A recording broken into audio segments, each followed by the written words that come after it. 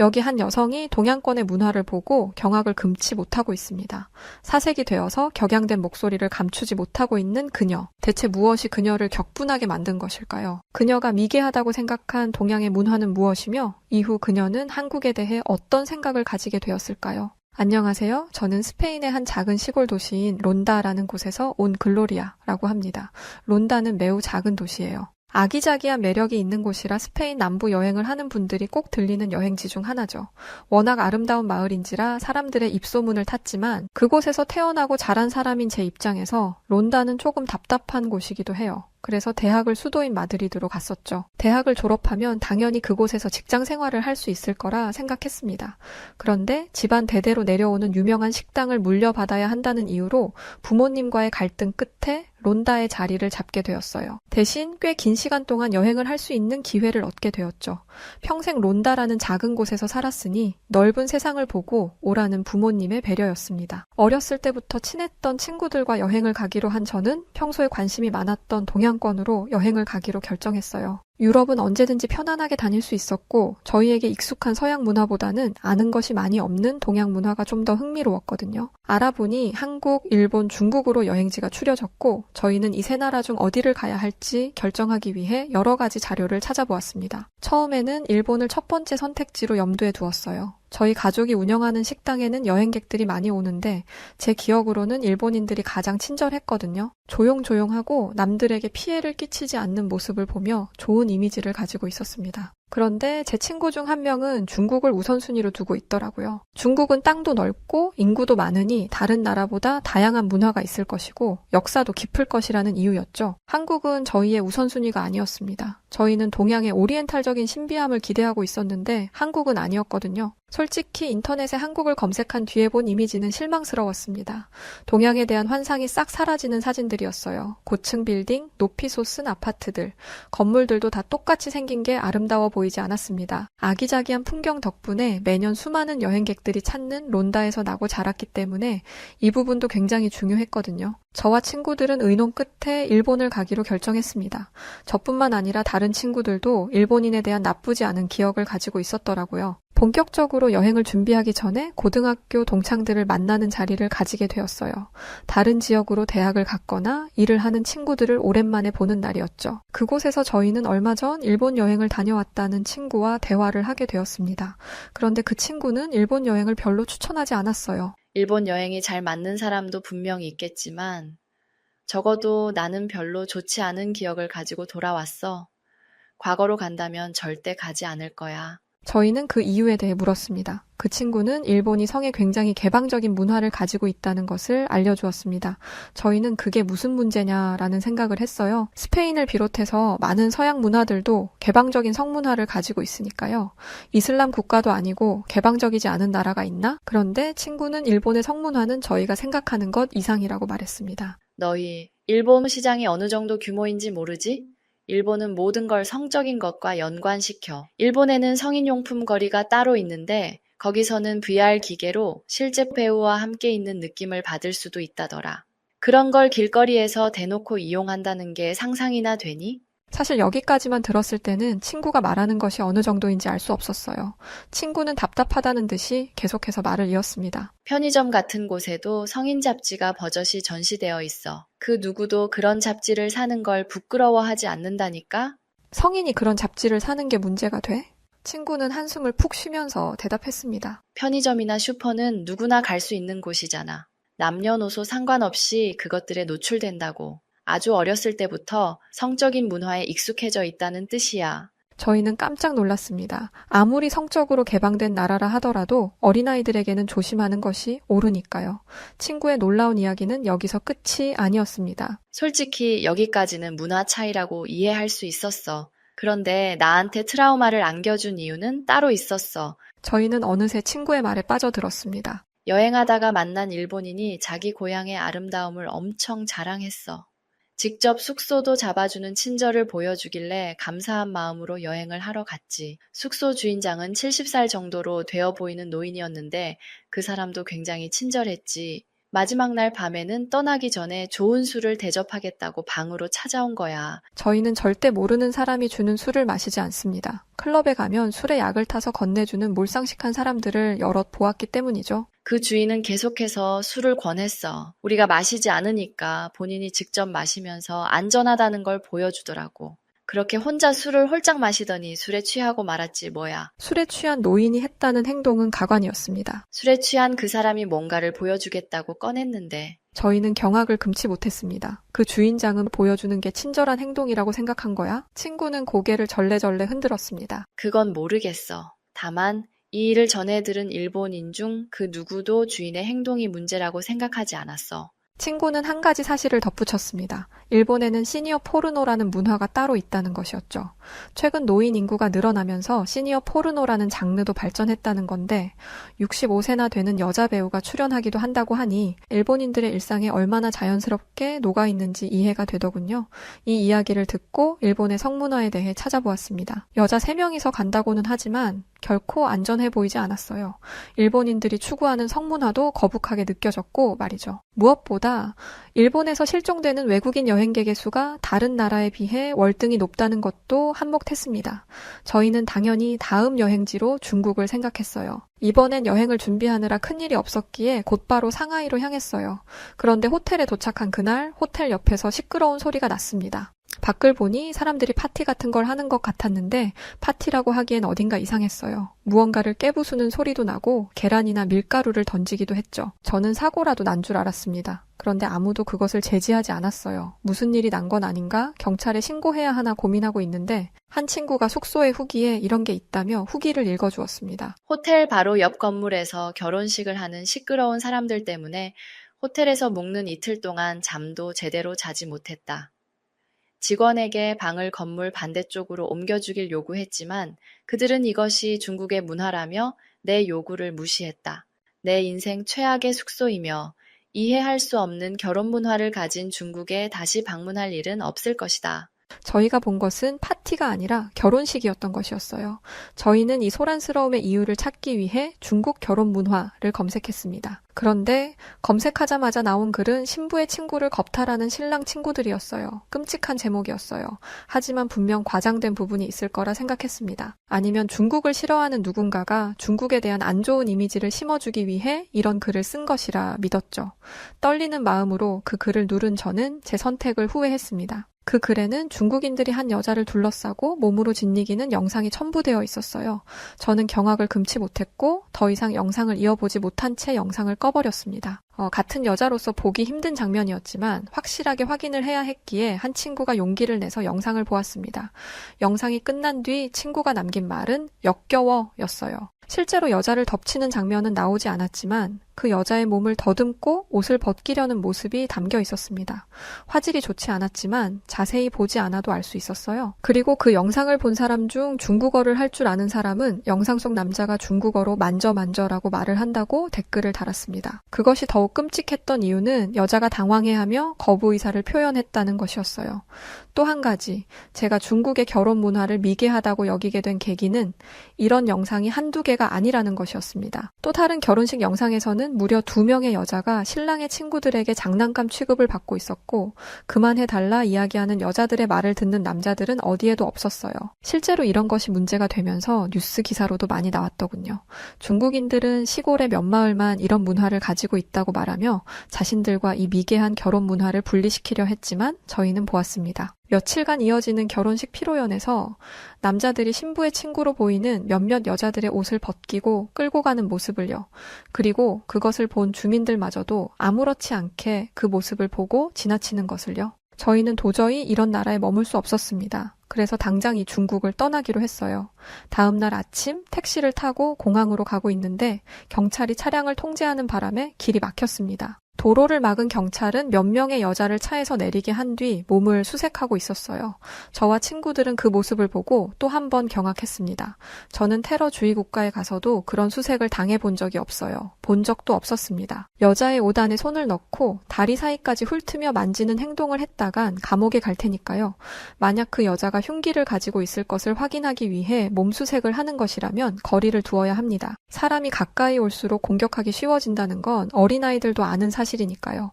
결국 그 경찰이 하던 몸수색은 그저 여자의 몸을 탐하기 위한 더러운 손길이었습니다. 시골의 소수들만 그런 행동을 한다고 주장하던 사람에게 묻고 싶었습니다. 대체 내가 본 것은 무엇이냐고요? 공항에서 저희는 고민에 빠졌습니다. 다시 스페인으로 돌아갈 것인지 아니면 다른 나라로 갈 것인지 결정해야 했기 때문이죠. 저희는 한국의 항공사 앞에서 한참을 서성였어요. 한국에 갈 생각은 없었지만요. 그때 항공사 직원이 저희에게 다가와서 체크인을 할 것인지 물어보았습니다. 저희는 티켓을 구매하지 않았다고 이야기했는데 저희가 스페인 여권을 가지고 있는 것을 본 직원은 반갑게 스페인어로 인사를 건넸습니다. 먼 곳에서 고국의 말을 들으니 위로받는 느낌도 들고 마음이 조금 풀리더라고요. 저희는 그 직원과 대화를 하며 저희가 티켓을 예매하지 못한 것과 무슨 이유로 중국을 떠나게 된 건지 들려줬어요. 직원은 저희의 일이 마치 자신의 일인 양 안타까워하며 한국 여행을 추천해 주었습니다. 저희는 어색하게 웃으며 직원의 말을 거절했어요. 한국은 저희의 선택지에 없었다고요. 그러자 직원은 한국처럼 안전하게 여행할 수 있는 나라는 없어요. 중학생 아이들도 새벽에 돌아다닐 수 있는 나라는 세계에서 딱 한 곳, 한국일 거예요. 솔깃했습니다. 그 직원이 굳이 저희에게 거짓말할 이유는 없으니까요. 직원은 못 믿어워하는 저희에게 자신의 명함을 건네기까지 했습니다. 저를 믿어보세요. 무슨 일이 생긴다면 제 번호로 연락하셔도 좋습니다. 저희는 고민한 끝에 한국행을 결정했어요. 비행기에서부터 한국은 남달랐습니다. 승무원들은 모두 흠잡을 데 없이 깔끔했고 승객에 대한 책임감도 남달라 보였어요. 한국에 도착하고 나서도 놀라움의 연속이었습니다. 대체 이 나라는 어떻게 된 게 눈이 닿는 모든 곳이 깨끗할 수 있는 거죠? 입국장으로 가는 곳에는 레일이 깔려 있어서 걷지 않아도 됐고 패브릭으로 된 바닥에는 먼지 한 톨 없어 보였고 얼룩도 없었습니다. 청소의 신이 있다면 그건 한국인일 것이라는 이야기까지 나올 정도였죠. 한국에 도착하자마자 했던 가장 큰 걱정은 숙소였습니다. 일본과 중국 모두 숙소에서 안 좋은 일을 겪었기 때문이었고 급하게 온 탓에 한국에 도착한 후에 급하게 숙소를 잡았거든요. 안전하게 호텔 같은 곳에서 묵으면 좋았겠지만 중국에서 예약해뒀던 것들을 전부 취소하면서 수수료가 너무 많이 나간 탓에 좋은 숙소를 잡는 건 어려웠어요. 그래도 숙소까지 찾아가는 건 쉬웠습니다. 공항에서 서울로 가는 지하철이 너무 잘 되어 있었고 대중교통 또한 청결하게 관리되어 있었습니다. 지하철 앞에 스크린 도어라는 것이 있어서 사고가 나는 불상사를 막는 것도 너무나 기발한 아이디어라고 생각했습니다. 게다가 이런 게 공항뿐만 아닌 모든 지하철역에 설치되어 있다고 하더라고요. 스크린 도어와 지하철역 주변의 맛집, 버스 정보 등을 알려주는 기계까지. 저희는 한국이 스페인보다 기술적으로 훨씬 발달한 나라라는 것을 한국에 도착한 지 얼마 되지 않아 깨달을 수 있었습니다. 이후 숙소를 도착한 후에도 감탄을 금치 못했어요. 너무나 깨끗했고 직원도 친절했거든요. 저희가 상상한 숙소는 이런 곳이 아니었습니다. 중국에서 잡은 숙소의 반도 안 되는 가격이었는데 서비스는 이렇게까지 차이가 나다니 저희는 정말 오랜만에 안락한 곳에서 조용하게 잠을 청할 수 있었습니다. 낮잠을 늘어지게 자고 나니 밤이 늦은 시간이더라고요. 10시가 다 된 시간을 보고 저희는 막연자시라고 말았습니다. 스페인을 비롯해서 제가 지금까지 여행하러 다녔던 많은 나라들이 7시에서 8시가 되면 문을 닫았거든요. 저희는 먹을 것을 사온 것도 아니고 숙소에서 룸서비스는 제공하지 않았기 때문에 저희는 꼼짝없이 다음 날까지 굶을 거라고 생각했어요.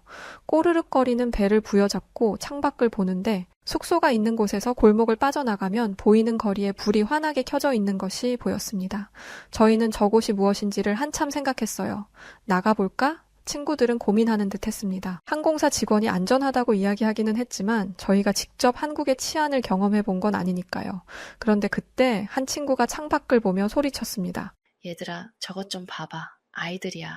아이들. 친구의 시선을 따라간 곳에는 교복으로 보이는 옷을 입고 있는 학생들 몇 명이 지나가고 있었습니다. 아무렇지 않게 어두운 골목을 지나 번화가로 향하는 학생들을 본 저희는 용기를 내서 밖으로 향했어요. 숙소를 나왔을 때는 어두운 골목에 조금 두렵기도 했지만 얼마 지나지 않아 밝은 번화가에 도착할 수 있었습니다. 저희는 눈앞에 펼쳐진 광경에 입을 떡 벌리고 넋을 놓고 말았어요. 10시 반이라는 시간이 믿기지 않을 정도로 많은 사람들이 활발하게 다녔고 분명 문을 닫을 거라 생각했던 가게들은 여전히 환하게 불을 켜놓고 영업 중이었습니다. 대충 문 열린데 아무 곳이나 들어가서 저녁을 먹자. 패스트푸드점은 열려 있겠지? 라고 생각하던 저희는 고민에 빠졌어요. 먹을 게 너무 많아서 고민을 하는 건 여행을 다니면서 처음이었습니다. 고민 끝에 아무 가게나 가서 가장 많이 팔리는 음식을 주문했는데 음식이 나오자 저희는 점원을 부를 수밖에 없었습니다. 저희가 주문한 건 이게 아닌데요? 점원은 그게 무슨 말이냐고 물었죠. 저희는 고기를 주문했는데 왜 채소같이 생긴 것들을 주는 거죠? 그리고 양이 이렇게 터무니없이 적은 게 말이 되나요? 음식점이 많다고 그것들이 다 좋은 퀄리티인 것은 아닐 텐데 저희의 실수라고 생각했어요. 아무리 배가 고프고 주변 환경에 정신이 없더라도 잘 알아보고 갔어야 했다고 자책하고 있었습니다. 직원은 답답한지 저희에게 무언가를 얘기했지만 언어가 달라서 제대로 된 소통이 이루어지지는 못했어요. 저희는 직원이 변명하는 거라고 생각했습니다. 이 정도로 항의를 했으면 내놓은 음식을 다시 가져가고 제대로 된 음식을 내어놓을 법한데 끝까지 그러지 않더라고요. 아주 뻔뻔한 사람이라고 생각했어요. 저희가 외국인이라 이런 식으로 사기를 치는 거라고 생각했죠. 그런데 그때 저희와 실랑이를 하던 직원의 뒤에서 다른 직원이 나타났습니다. 그리고 그 직원의 손에는 커다란 쟁반이 들려 있었죠. 쟁반을 든 직원은 무슨 소란이냐고 묻는 듯 했어요. 이야기를 들은 직원은 쟁반에서 접시를 내려놓기 시작했습니다. 저희는 깜짝 놀랐어요. 그건 저희가 주문한 음식들이었습니다. 대체 이게 무슨 상황인지 이해가 되지 않았습니다. 음식을 줬는데 또 다른 음식을 준다니 저희는 처음에 여러 가지 음식을 가져온 직원에게 우리의 음식이 나왔으니 이 작은 접시에 있는 음식을 도로 가져가라고 했어요. 그런데 직원은 그러지 않겠다고 했습니다. 너무나 화가 났습니다. 이 한국인은 대체 뭘 어쩌고 싶은 건지, 이 작은 음식의 가격을 추가로 받고 싶은 건가? 얼굴이 울그락불그락하며 화가 머리끝까지 올랐을 때 식당 구석에서 음식을 먹던 한 사람이 저희에게 다가왔어요. 그 사람은 유창한 영어 실력으로 이렇게 말했습니다. 이 음식들은 공짜예요. 그러니 걱정하지 말고 드셔도 괜찮아요. 직원이 이런 말을 했다면 믿지 않았겠지만 저희와 같은 손님이 이런 이야기를 하니까 멈칫하게 되더라고요. 공짜라고요. 어떻게 식당에서 주는 음식이 공짜일 수 있죠? 한국에는 반찬이라는 게 있어요. 여러분이 주문한 게 메인 디쉬라고 하면 그 음식이 나오기 전엔 이렇게 반찬을 주는 거예요. 에피타이저 뭐 그런 건가요? 에피타이저처럼 입맛을 돋구기 위한 용은 아니에요. 그냥 메인 음식들과 함께 밥을 먹을 때 조금씩 드시면 돼요. 저희의 얼굴은 화로 빨개진 게 아니라 민망함으로 붉어졌습니다. 저희는 직원에게 사과를 건네었어요. 직원은 한숨을 푹 쉬었지만 이내에 저희가 이렇게 반응한 걸 이해할 수 있다며 저희의 무례를 용서해 주었습니다. 오히려 저희가 돌아갈 때 음료까지 선물로 주었어요. 저희는 직원의 배려에 큰 감동을 받았습니다. 일본, 중국은 그들의 잘못 때문에 겪었던 어려움을 아무것도 아닌 것처럼 무시해 버렸는데 한국은 저희가 저지른 잘못임에도 불구하고 배려심을 잃지 않았으니까요. 또 아무것도 모르는 외국인을 위해 나서서 도움을 준 다른 손님에게도 감사함을 느꼈습니다. 그렇게 본격적으로 식사를 시작했는데 음식이 너무나 맛있었어요. 대체 이렇게 엄청난 요리를 한 셰프가 누구인지 궁금했죠. 저희는 직원에게 감사와 미안함을 담아 물었습니다. 대체 이 요리를 누가 한 거죠? 저희의 무례함을 사과하기도 할 겸 셰프에게 감사 인사를 전하고 싶어요.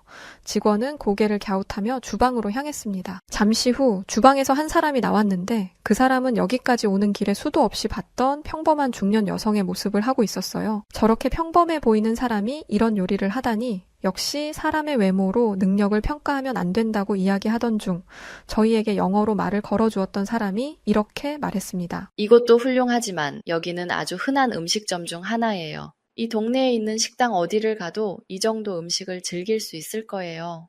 대단한 셰프가 아니라 집에서 가정주부로 있는 분들도 솜씨가 대단하거든요. 저희는 그 이유에 대해 물었습니다. 한국은 요리를 학교에서 배우기라도 하는 건가요? 그 사람은 웃으며 대답했어요. 제가 해외 여러 나라를 다녀봤는데 한국처럼 다양한 식재료로 다양한 음식을 하는 나라는 없는 것 같아요. 저희는 곧 그 말의 의미를 이해할 수 있었습니다. 우선 반찬이 너무 맛있었어요. 재료를 물어보니 연근이라고 하는 것이더라고요. 저희는 연근이 무엇인지 알자마자 휘둥그레졌습니다. 이런 걸로도 음식을 만들었다고? 그것도 아주 오래전부터? 한국인들은 대체 얼마나 창의적으로 요리를 하는 거지? 스페인도 음식으로는 빠지지 않는 나라이지만 이런 종류의 음식은 본 적도 들어본 적도 없었습니다. 그리고 한국을 여행하는 내내 다양한 반찬을 접하게 되었어요. 건강하고 자극적이지 않은 맛에 매료되었죠. 한국 여행을 마치고 스페인으로 돌아간 뒤 보낸 한 달 동안 제 머릿속에서는 한국이 떠나지 않았습니다. 저는 부모님에게 선언했어요. 우리 집안의 레시피가 대대손손 내려온 것이고 전통적이기는 하지만 여기서 끝나서는 안 돼요. 좀 더 창의적이고 다양한 레시피를 연구하고 적용하는 게 필요해요. 저를 믿어주세요. 가문의 레시피를 발전시켜서 더 크게 성공해 볼게요. 부모님은 제가 바로 가게를 물려받길 원하셨지만 제 의견을 존중해 주셨고 저는 한국으로 음식 유학을 가게 되었어요. 지금은 그 과정을 준비하고 있습니다. 한국에서의 시간이 너무나 기대되고 한국으로부터 많은 영감을 얻을 수 있길 바라고 있답니다. 중국으로 돌아가고 싶지 않다며 죽는 한이 있어도 자신은 한국에 남을 것이라 떼를 쓰고 있는 한 중국 여대생이 있습니다.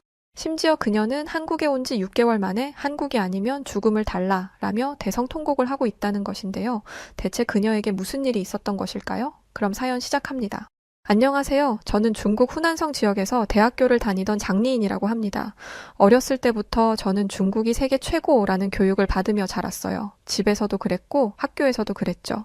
우리 중국은 광활한 영토와 찬란한 역사, 뛰어난 민족성을 가지고 있으며 다른 나라들보다 훨씬 우월하다는 말을 매일같이 들어왔어요. 그러다 보니 어느 순간부터는 정말 중국이 세상 그 누구와도 견줄 수 없는 최고의 선진국이자 인류 강대국이라고 믿게 되더라고요. 그건 일종의 세뇌에 가까운 신념이었죠. 그런데 절대로 깨지지 않을 것만 같았던 그 신념에 서서히 금이 가기 시작했어요. 중국의 한류 열풍이 불어오며 젊은 세대들이 한국의 문화에 열광하기 시작한 것이죠. 중국에서 요즘 젊은이들은 VPN을 사용해서 구글을 이용하는 층들이 많아져서 이미 중국 깊이 한국의 문화는 이미 파고 들어왔었습니다. 한국의 음악, 한국의 드라마, 한국의 패션, 한국의 음식들을 접하며 중국의 젊은 사람들은 진짜 선진 문화가 무엇인지 알게 되었고 그동안 중국 정부가 주입하고 만들어 온 최고의 중국이라는 허상에서 벗어나고자 했어요. 저 역시 그 중에 한 사람이었죠. 저는 드라마와 영화를 통해 한국에 대한 호기심을 키워나갔고 결국 한국에 있는 대학교로 교환학생을 갔다 오기로 했어요. 갑자기 제가 한국에 가겠다고 하자 주변 사람들, 특히 어른들은 깜짝 놀라셨죠. 해외로 공부를 하러 갈 거면 뭔가 조금 더 그럴듯한 곳으로 가야지. 왜 하필 그런 쥐뿔도 없는 나라로 가려고 하는 거니? 게다가 중국 출신인 네가 한참 아래인 한국으로 뭘 배우러 간다는 건 이치에 맞지도 않아. 예전에 한국은 우리 중국을 대국으로 모시던 작은 나라인데 거기로 무슨 공부를 하러 간다고 하는 거니? 넌 창피하지도 않니? 그렇게 말하며 어른들은 제 결정을 한심하게 여기셨어요. 중국에는 이미 다 지나가 버린 중국의 옛 영광에 매몰되어 살아가는 어른들이 많은데 그분들이 보시기에 세계 최고인 중국을 버리고 한국에 가겠다는 제 결정은 참으로 어리석은 것이었죠. 하지만 제가 보기에는 중국 어른들이 시대에 뒤떨어진 것 같아 보였어요. 세상 사람들은 이미 한국의 매력에 눈을 뜨고 찬사를 보내기 시작했는데 중국 어른들은 그 뻔한 사실조차 제대로 보지 못하고 있었죠. 저희 집안 어른들은 그저 억지 논리로 한국을 무시할 뿐이었고 얼마 지나지 않아 저는 그런 생트집들을 모조리 뿌리치고 한국 유학길에 올랐답니다. 그렇게 자신만만하게 집을 박차고 나왔지만 내심 불안한 것도 사실이었어요. 어른들의 반대를 뚫고 제 의지로 강행한 한국행이었으니까요. 생각보다 한국이 별로이면 어쩌지? 어른들 말처럼 한국이 중국보다 한참 뒤처지는 나라라서 유학 간 보람이 없는 일은 아니겠지? 한참 그런 걱정을 하고 있을 때 마침내 비행기가 인천공항에 도착했답니다. 저는 잔뜩 긴장한 채 두리번거리며 입국 심사장을 향해 걷기 시작했죠. 그리고 잠시 후 한국의 우월한 첨단 기술들이 제 마음을 완전히 사로잡아 버렸어요. 한국 공항의 입국 심사장에는 사람들의 신원을 빠르고 정확하게 확인해주는 최첨단 장비들이 설치되어 있었는데 그 때문인지 이곳은 공항이라기보다는 꼭 SF 영화에 나오는 우주 정거장 같다는 느낌이 들었습니다. 게다가 입국 심사 과정 또한 비현실적으로 빨랐고 공항 내부에는 글로벌 기업이 만든 고가의 로봇 청소기들이 수시로 돌아다니며 청소를 하고 있었어요. 뿐만 아니라 공항 여기저기에 항공권 무인 발급기가 다량으로 설치되어 있었는데 한국 사람들은 이 기계를 사용하는 것이 편안하고 익숙해 보이더라고요. 종합해보자면 이런 최첨단 기술들이 한국인들의 생활에 실제로 녹아들어 있다는 것인데 그것은 한국인들의 생활 수준이 굉장히 높다는 것을 의미하는 것이어서 저는 여기는 중국과 완전히 다른 세상이구나 하는 느낌을 받았답니다. 중국도 과학기술 발전을 위해 많은 노력을 기울이고 있고 실제로 최근 들어 해외에서 투자도 받고 의미 있는 결과물을 내고 있는 것이 사실이지만 그래도 중국인들이 일상생활에서 기술의 발전을 피부로 느낄 수 있는 일은 많이 없거든요. 중국 공항에서는 아직도 입국 심사나 항공권 발권을 대부분 사람이 맡아서 하고 공항의 청소도 전적으로 사람이 담당하는데 한국은 중국과 차원이 다르게 발전하고 있다는 것이 느껴져서 신선한 충격을 받게 되었죠. 그때 한국은 예전부터 중국을 모시던 한참 아래 국가야 하고 한국을 무시하는 발언을 했던 중국 어른이 떠오르더군요. 그 어른이 지금 한국 공항을 본다면 어떤 말씀을 하실까요? 아마 세상이 무너지는 기분이 들어서 아무 말씀도 못 하시겠죠? 저는 그런 생각을 하며 앞으로 제가 생활하게 될 한국 대학교의 기숙사로 향하기 시작했습니다. 나중에 나는 나이가 많이 들어도 그런 꽉 막힌 어른이 되지 말아야지 하고 다짐하며 말이죠. 잠시 후 한국 기숙사에 도착한 저는 2인실을 배정받았고 본격적으로 기숙사를 둘러보기 시작했는데 하나부터 10까지 정말 이곳의 모든 것이 다 마음에 들었어요. 우선 한국 기숙사는 내부가 호텔 수준으로 굉장히 청결하더라고요. 알고 보니 기숙사 자체에서 해충 방역 업체와 계약을 해서 정기적으로 소독을 하고 있음은 물론 창문에도 일반 방충망이 아닌 미세 방충망을 설치하여 아주 작은 벌레까지도 기숙사에 유입되는 것을 방지하고 있다고 하더라고요. 그리고 기숙사 현관과 로비, 각 층의 엘리베이터 앞에는 어김없이 손소독제가 비치되어 있었는데 이런 센스 있는 환경 조성 덕분에 학생들이 보다 위생적으로 생활할 수 있는 것 같았어요. 게다가 기숙사 내부에는 저렴한 가격으로 이용할 수 있는 코인 세탁실도 있었는데 이 안에는 글로벌 기업에서 만든 고가의 세탁기와 건조기, 스타일러까지 구비되어 있어서 학생들이 편하게 의류와 침구를 관리할 수 있게 되어 있었어요. 여기까지만 해도 이미 훌륭한데 이 코인 세탁실의 진짜 매력은 따로 있었답니다. 바로 이 세탁실 한켠에 작은 테이블과 커피 머신이 있어서 세탁이 다 될 때까지 이곳을 카페로 이용할 수 있다는 것이었죠. 한국인들은 시간을 허투루 낭비하는 것을 싫어하고 효율적으로 움직이는 것을 좋아한다더니 이 세탁실이 딱 한국인들의 그런 점을 보여주는 것 같았습니다. 마지막으로 기숙사 방 안에는 시스템 에어컨이 설치되어 있었는데 이 역시 고가의 브랜드 제품이어서 저는 한국이 이렇게 돈이 많은 나라였나 하고 깜짝 놀랐답니다. 이 에어컨이 우리 방에만 설치되어 있는 것도 아닐 텐데 그 많은 에어컨 값을 다 합하면 그게 다 얼마인지, 게다가 그걸 유지하고 관리하는 비용까지 생각하면 이런 시설을 당연하게 운영 중인 한국과 이런 시설을 당연하게 누리는 한국인들이 너무나 대단하게 느껴졌습니다. 더 솔직히 말하자면 부럽기도 했고요. 중국에는 에어컨은커녕 선풍기조차 없는 곳에서 공부하는 학생들이 태반이니까요. 그런 생각을 하며 씁쓸해하고 있을 때였어요. 기숙사 방문이 열리고 앞으로 한 학기 동안 저와 함께 지낼 한국인 룸메이트가 들어왔습니다. 이 친구의 이름은 나유진이라고 했어요. 저는 평소 한국인에게 호기심과 호감을 갖고 있었고 또 앞으로 좋든 싫든 같은 방에서 지내야 하니 유진이와 친하게 잘 지낼 생각이었죠. 그래서 저는 유진이에게 먼저 손을 내밀어 악수를 청하며 인사를 했죠. 안녕, 나는 중국에서 왔고 이름은 장리인이야. 앞으로 같이 잘 지내보자. 그런데 유진이는 제 악수를 받아주기는커녕 얼굴을 찌푸리는 게 아니겠어요? 저는 유진이가 제 인사를 못 알아들었나 싶어 다시 인사를 하며 유진이에게 한 발자국 더 다가섰죠. 그러자 유진이는 아예 기겁을 하며 뒷걸음질 쳐버리더라고요. 저는 그런 유진이의 무례한 태도에 너무 황당하고 어이가 없어서 너 대체 왜 그러냐고 따져 물었어요. 그러자 유진이는 한참을 난처해하며 말을 못하더니 겨우 대답을 하더군요. 너 방금까지 내 머리를 긁던 손으로 나랑 악수하자고 하면 어떻게 해? 사실 방금 전까지 저는 머리가 가려워서 손톱으로 머리를 긁고 있었고 유진이는 기름진 머리를 벅벅 긁던 손으로 악수를 청한 제 행동을 문제 삼은 것이죠. 솔직히 유진이의 지적이 타당하기는 하지만 저는 창피하기도 하고 어쩐지 유진이가 저를 무시하는 것처럼 느껴지기도 해서 괜히 더 큰 소리를 치며 저도 모르게 말도 안 되는 소리를 하기 시작했어요. 너 그래서 지금 내 손이 더럽다는 거야? 닦으면 될 거 아니야, 닦으면. 진짜 별것도 아닌 걸 가지고 엄청 예민하게 구네. 유진이 너 혹시 결벽증 뭐 그런 거 있는 거 아니야? 전에 중국 어른들이 한국을 무시하고 근거 없이 비난할 때 저는 그런 중국인들과 다르게 깨어있다고 믿어왔는데 사실 알고 보니 제 안에 한국을 향한 열등감이 숨어 있었던 것인지 저도 모르게 유진이에게 날카롭게 이야기하게 되더라고요. 유진이는 그런 제 태도에 크게 당황했고 그날 이후 저희는 어색하게 지내게 되었죠. 첫 단추가 잘못 꿰어지면 나머지 단추들도 제자리를 찾지 못하는 것이 당연한 순서니까요. 저와 유진이는 좀처럼 관계를 회복하지 못했고 저는 유진이가 한번 밉게 보이기 시작하자 유진이의 모든 행동들이 다 아니 꼽게 보이고 꼴값인 것처럼 느껴졌어요. 그 중에서도 특히 유진이가 매일 샤워를 하고 머리를 감는다는 점이 마음에 들지 않았는데 저는 그런 유진이를 보면서 자기가 무슨 연예인도 아닌데 저렇게 깔끔을 떨면서 피부 관리를 하고 참 유난이구나 싶었죠. 그러던 어느 날 유진이가 제 신경을 제대로 긁는 일이 벌어졌어요. 샤워를 하고 나온 유진이가 침대에 누워 과자를 먹고 있는 저를 보더니 대뜸 넌 샤워 안 해? 하고 물어보는 게 아니겠어요? 갑자기 이게 무슨 생뚱맞은 소리인가 싶고 전부터 유진이와는 이런 청결과 관련된 문제가 계속되어 왔기 때문에 저는 순간 짜증이 솟아올랐습니다. 지금 또 나보고 더럽다고 그러는 거야? 너는 너만 깨끗하다고 생각하나 본데 나도 내 나름대로 씻으면서 살고 있으니까 오지랖 넓게 상관하지 말고 너나 잘해. 저는 그렇게 소리를 빽 질렀죠. 솔직히 유진이가 저를 더럽다고 오해하는 게 너무 억울했거든요. 저는 적어도 열흘에 한 번씩은 꼭 머리를 감고 샤워도 한단 말이에요.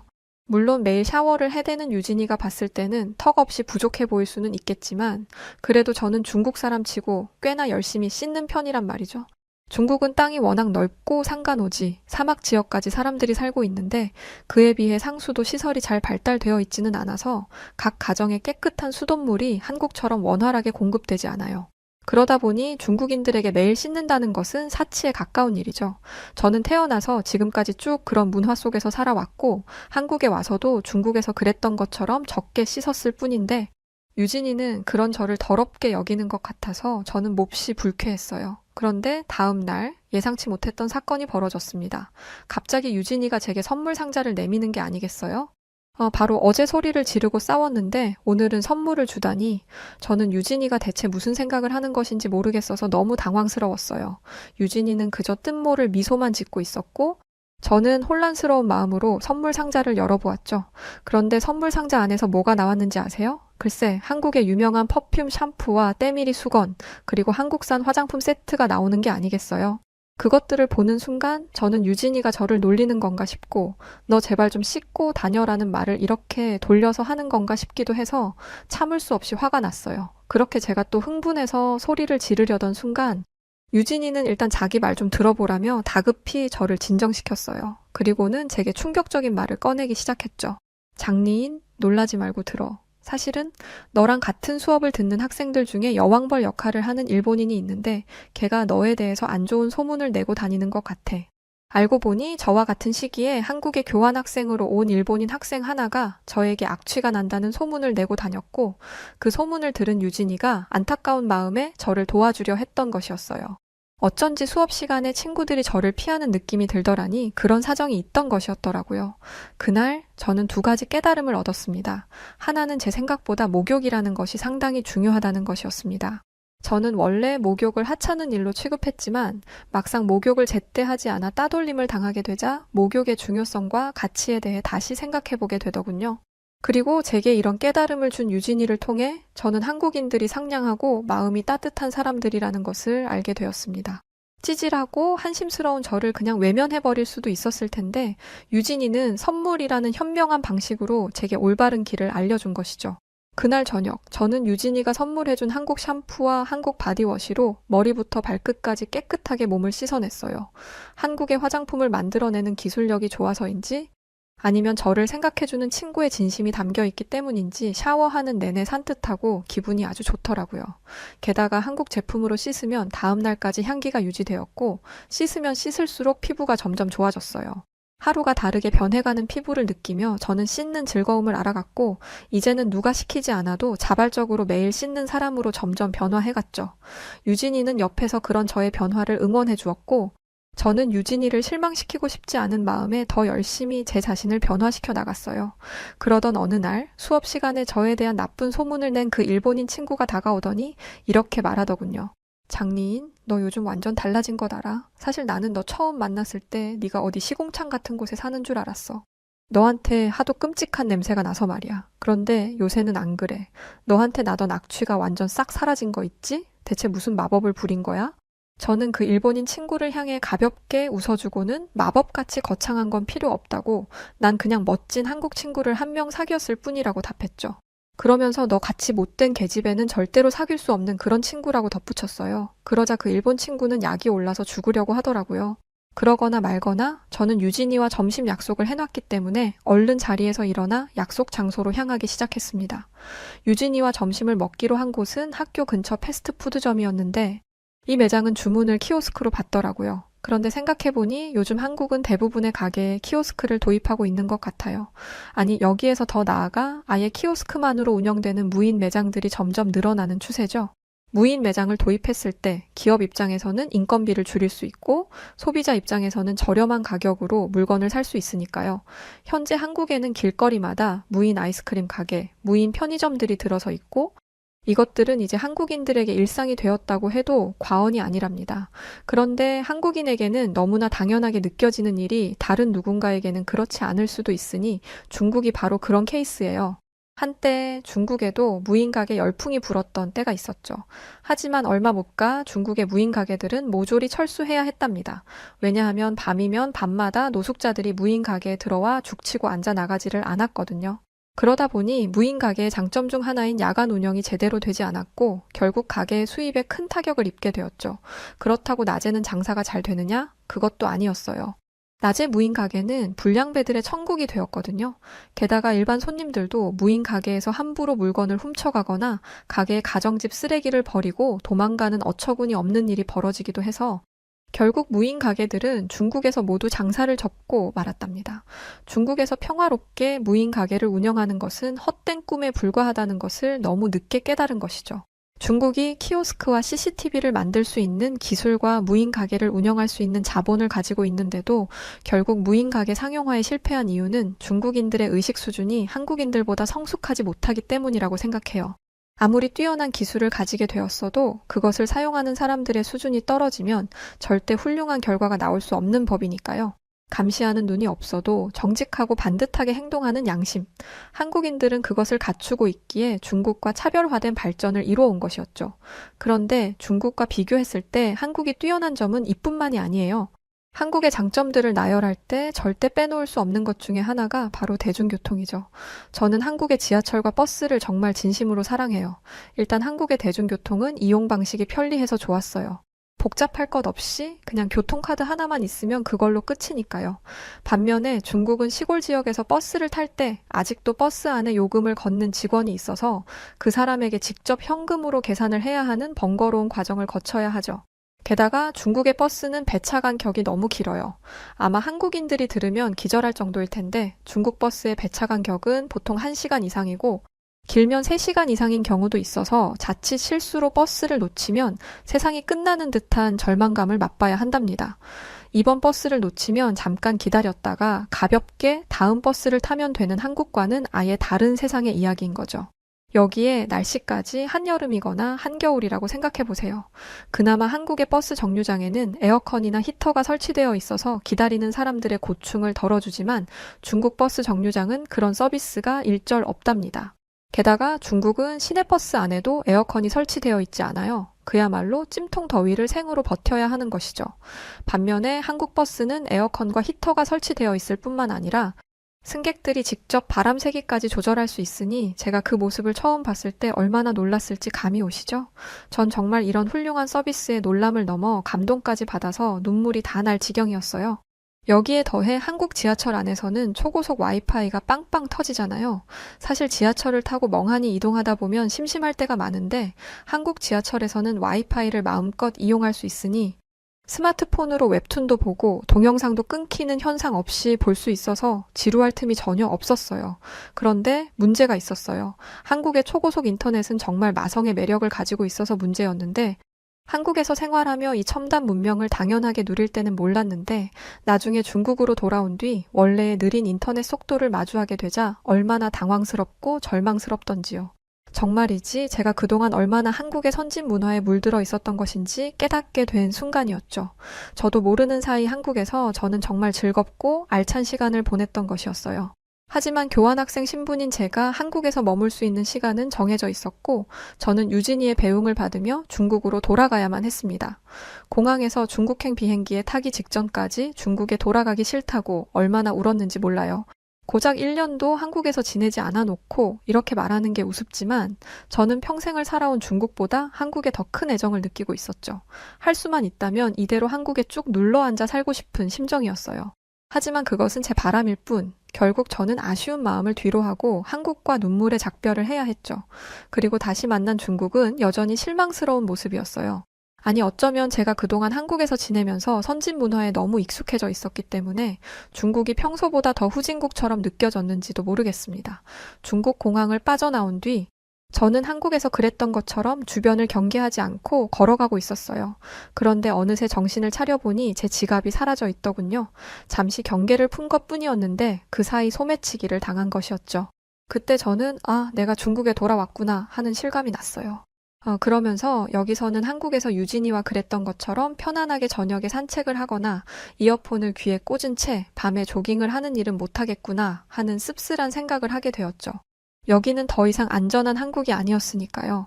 그날 저녁 집에 도착해서 우선 샤워를 하려고 하자 가족들이 깜짝 놀라더라고요. 깨끗한 것 같은데 무슨 샤워를 하냐면서 말이죠. 그런 가족들의 반응을 본 저는 갑자기 너무 답답해졌고 한국과 한국에 두고 온 유진이가 너무 그리웠어요.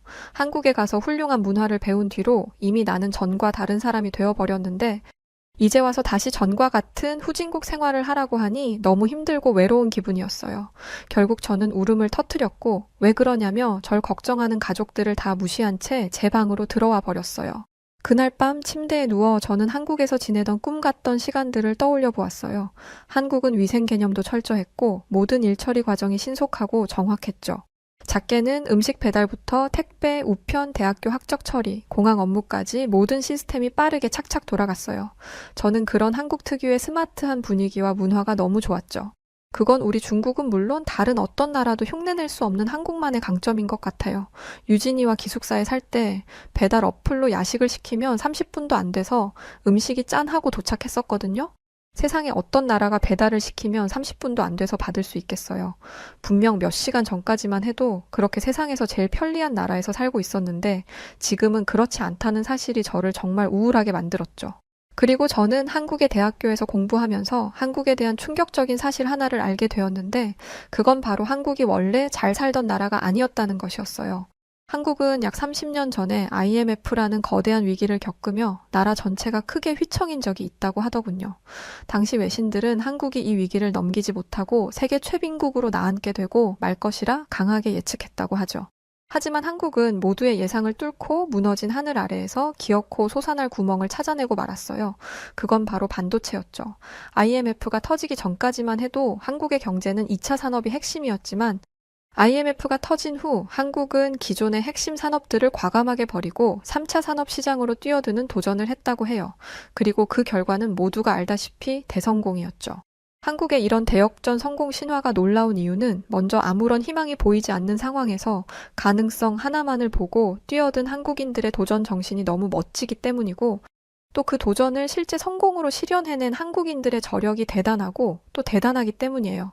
한국의 대기업들은 최첨단 기술력으로 세계의 선두에 섰을 뿐만 아니라 시장을 완전 장악하고 있죠.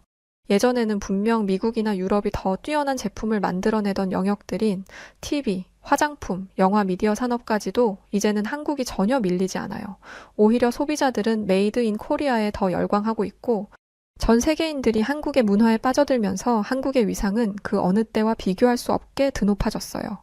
하지만 중국은 어떤가요? 중국은 스스로를 가리켜 대국이자 세계 최고라고 하며 말하죠. 하지만 중국만 모르는 것 같아요. 최근 미국의 강력한 대선 후보인 트럼프 대통령이 한국이 핵무기를 소유할 수 있도록 하겠다라는 말에 중국에서는 한국은 핵무기를 만들 기술력 자체가 없는 나라라며 깎아내리기 바쁘죠. 그런데 사실 다 알잖아요. 이미 세계가 다 알죠. 한국은 이미 아주 오래전부터 세계에서 가장 강력한 핵무기 제작 기술을 보유하고 있다는 사실 말이죠. 물론 중국이 실제로 엄청난 힘을 가진 국가임은 분명해요. 그런데 왜 국제 무대에서는 한국만큼 능력을 발휘하지 못하고 사랑받지도 못하는 걸까요? 한국인들에게는 있고 중국인들에게는 없는 것이 무엇인지 저는 오랫동안 고민해 보았어요. 그리고 예전 한국에서 유진이가 가르쳐 준 것에서 그 답을 찾았답니다. 전에 매일매일 샤워를 하는 유진이를 보면서 저는 유난이라고 생각했었죠. 그런데 유진이가 그렇게까지 유난을 떨었던 것은 사실 저를 배려하기 위해서였어요. 같은 방을 쓰는 제게 혹시라도 나쁜 냄새가 풍기지 않도록 귀찮더라도 매일 샤워를 하며 청결을 유지했던 거였죠. 그런 줄도 모르고 저는 한국인들은 웃기지도 않게 깔끔을 떤다고 비웃었던 거였고요. 이것은 어쩌면 아주 작은 차이에 불과하지만 이런 사소함이 모여서 시민의식을 만들고 국민성을 만들고 한 국가를 선진국으로도 후진국으로도 만드는 거겠죠. 다행히 저는 훌륭한 한국인 룸메이트를 만난 덕에 앞으로 어떤 지향점을 가지고 살아가야 하는지 분명하게 알게 되었고 고민은 길지 않았습니다. 다음 날 아침 저는 부모님께 학교를 졸업한 뒤 한국에 취직하고 싶다는 의사를 밝혔어요. 한국에 가서 한국 사람들에게 더 많은 것들을 배우고 싶었거든요. 부모님은 당연히 속상해 하셨죠. 방금 귀국한 딸이 또 한국으로 떠나겠다고 했으니까요. 그래서 이번에는 함께 한국에 여행을 다녀오기로 했어요.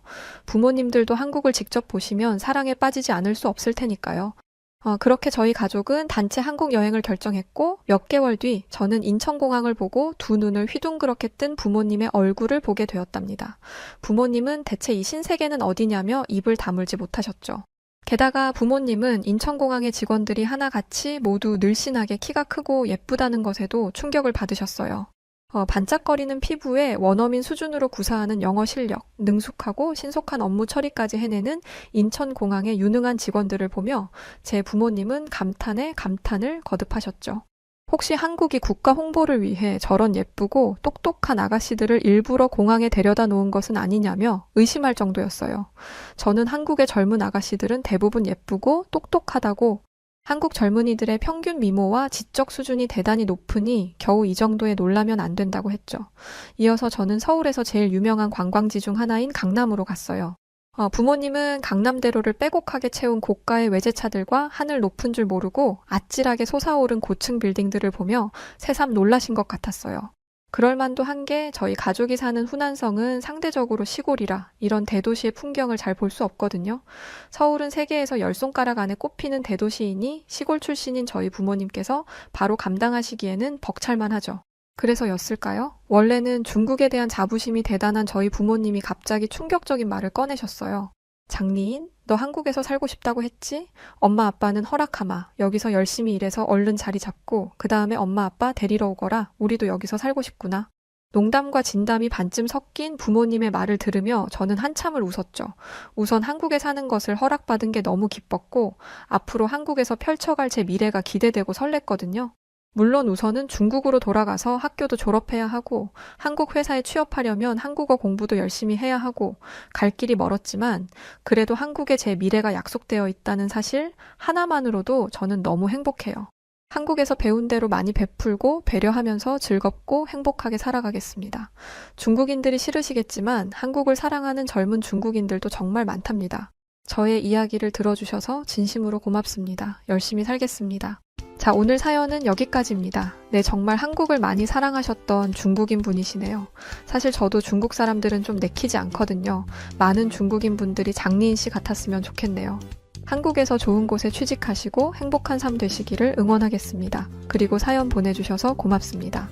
자, 그럼 오늘 사연 어떻게 들으셨나요? 오늘 사연이 재미있으셨다면 구독과 좋아요, 알림 설정 부탁드립니다. 그리고 지금까지 저는 사연을 읽어드렸던 여우튜브 나레이션 송은지였고요.